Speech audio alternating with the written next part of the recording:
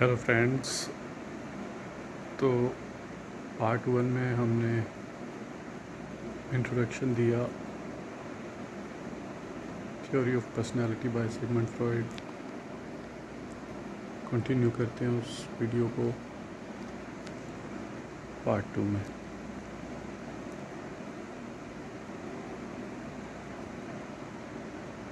id यानी कि the animalistic side of a human being, या कह सकते हैं कि the biological side of a human being.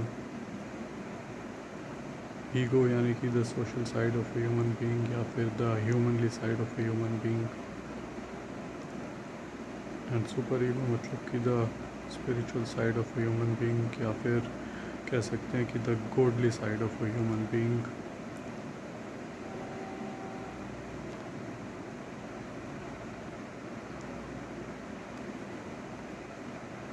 id यानी कि the animalistic side of a human being, sorry, तो आपने समझा id, ईगो और सुपर ईगो क्या होते हैं। अब बात करते हैं कि ओसीडी में होता क्या है। ओसीडी में पेशेंट जो होता है वो सुपर ईगो की तरफ इंक्लाइंड हो जाता है, होना चाहिए उसे मिडल में, यानी कि ईगो पर। id, ego and super ego, वो हो जाता है इंक्लाइंड टुवर्ड्स सुपर ईगो, यानी कि द थर्ड साइड। होना चाहिए उसे ईगो पर, यानी कि द ह्यूमनली साइड पे, और होता है वो गॉडली साइड पे, यानी कि स्पिरिचुअल साइड, या फिर सुपर ईगो जिसको बोलते हैं।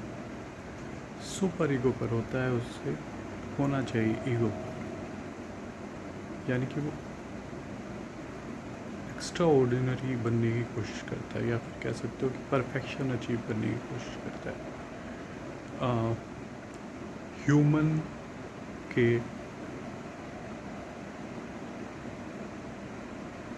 अवतार में,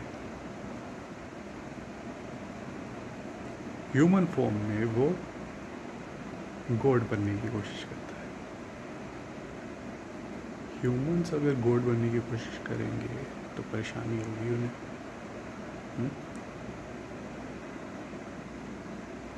ओसीडी में यही होता है। अब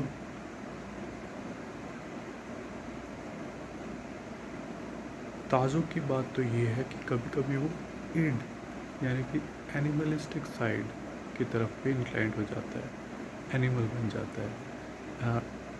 ऐसा नहीं है कि मतलब एनिमल दिखने लगेगा, बट उसका जो बिहेवियर होगा वो एनिमल जैसा हो जाएगा। तो बिहेवियर की बात है ये, ऐसा नहीं है कि उसका गेटअप वैसा हो जाएगा। हो सकता है कभी वो भी हो सकता है, बट ज़रूरी नहीं है।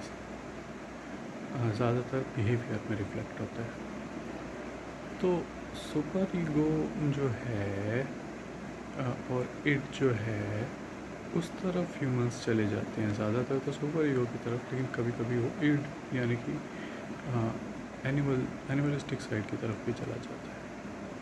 होना चाहिए उसे ईगो पर, तो वो नहीं हो पाता उससे, और यही प्रॉब्लम है। ज़्यादातर जो हम कह सकते हैं कि मेनली ओसीडी में ये हम ओसीडी को समझने के लिए इस प्रकार समझ सकते हैं हम ओसीडी को। तो इस प्रकार से the model of personality by Sigmund Freud समझना ज़रूरी है।